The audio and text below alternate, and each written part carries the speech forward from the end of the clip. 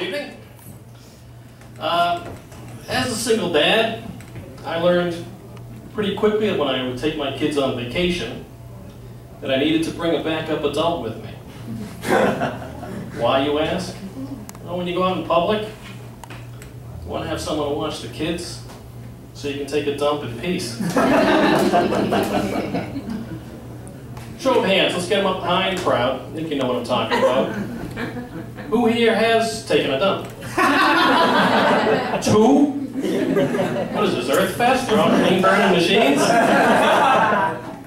Well, let's take it this way then. Some of you may have kids, some of you don't.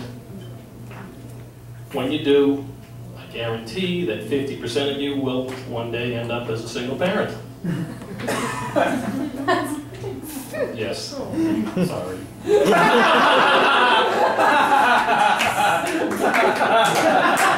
And when you go on vacation, bring a brother, bring a sister, bring a grandparent, hire a nanny, hire a butler, hire a hooker. You need to have someone to watch your kids. Why? Are you paying attention? So you can take a dump in peace. Look, it's non-stop when you're on vacation with the kids. They're whining, they're tending to their every need. I need those 30 minutes. Yeah, I said 30 minutes. Let's face it, it's modern times. The iPhone changes the way we do our business. I go in there and I take a seat, catch up on a few games of Words with Friends, and then I leave a status. Hey guys, remember that picture I posted 6 hours ago with that giant burrito? Burns twice. And then I go on to Twitter and tweet something short because of the character limitations. Stacking wood.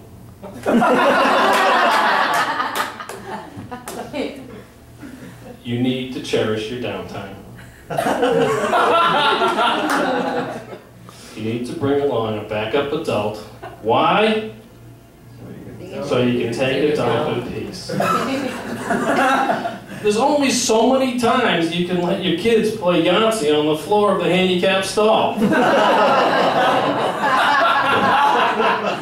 We're just taking their health and rolling the dice, you know what I mean?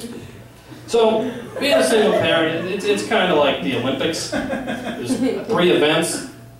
You got your vacations, your birthdays, and your holidays. And it's a competition between the 2 parents. One's always trying to one-up the other one to win the children's love and affection. For example, I took my kids up to Hampton Beach for the afternoon. We got fried clams and fried dough. My ex took them down to the Hamptons. And they had escargot and crepes. 1-0. Her. And then one February, I took my kids up to Montreal. My son had a hockey tournament. We went for the weekend. April vacation rolls around. She takes them to Paris. 2-0. And when they turned 16 and a half and got their driver's licenses, what do you think happened? She got them each a car. Well, 6 months later, when they turned 17, I got them each a $50 gas card and gave up. 3-0. You win. You know, they say, you know, nobody wins in a divorce. Well, it sounds like the kids got it pretty good. Yeah, the only people who do win in a divorce are the kids. And the lawyers. And the ex-wife got a house. So I mentioned vacations earlier, and when I would take the kids on a vacation, I let them choose the activities that we're going to do. You know, we'd go through the brochures in the hotel lobby. And the only reason I did that was because in my mind, when they complain later, we're bored, I can say, Well, you picked it.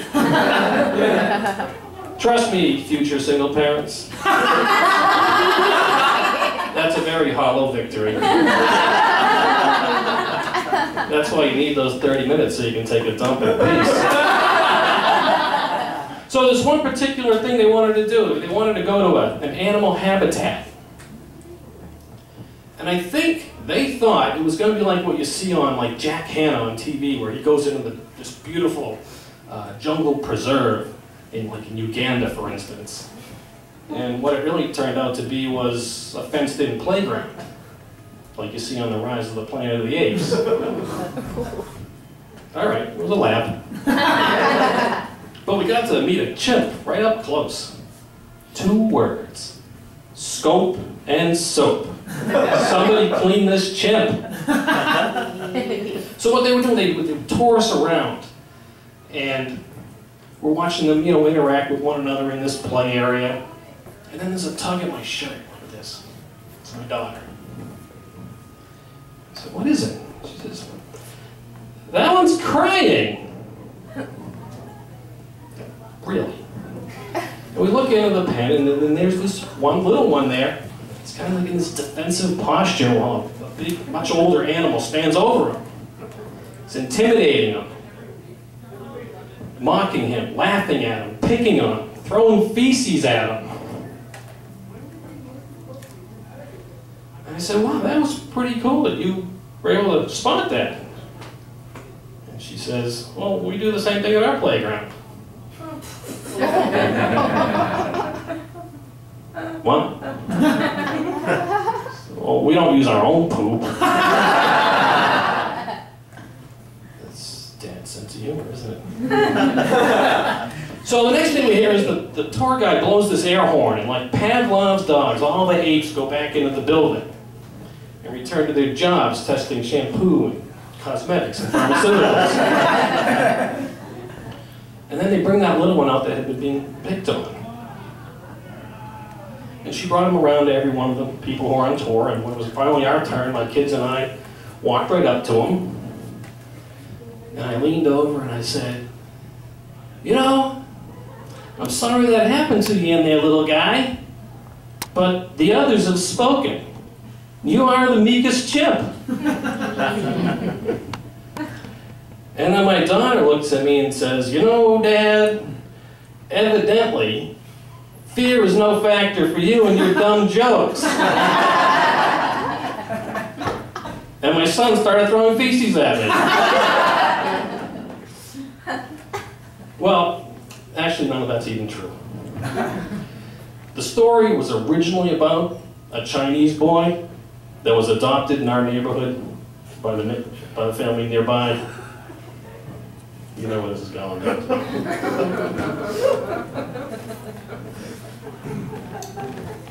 And, well, let me explain what happened. The little boy was being picked on in the street. I saw her from the window. I grabbed my shotgun. I went outside. Cocked it once. I didn't even have to fire off a round. Like Pavlov's dogs, all the children run back into the houses to play video games. And I walked up to the little boy.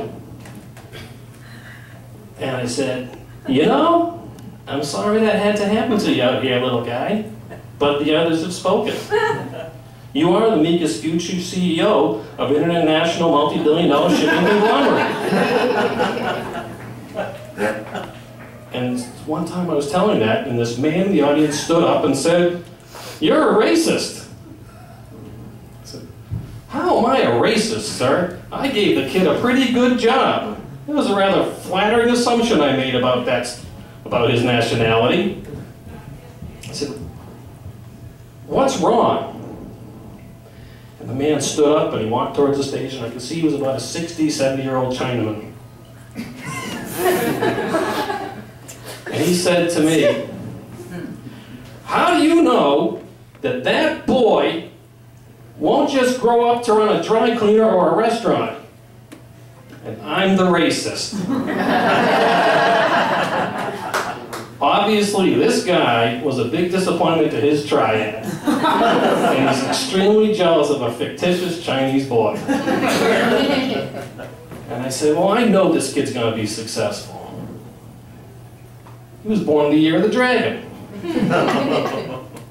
He's a doer. He's a go-getter. He makes things happen. But I really know he's going to be successful because that's what his fortune cookies said. Thank you. That's all I have.